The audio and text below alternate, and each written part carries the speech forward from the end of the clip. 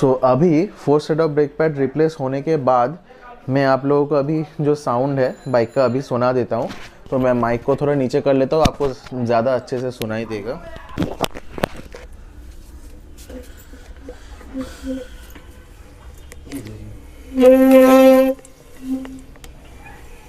Normally मैं इसको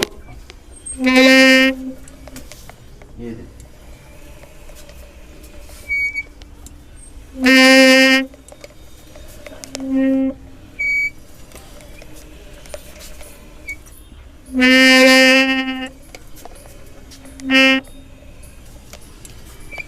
सिर्फ आगे पीछे कर रहा हूँ नॉर्मली साउंड।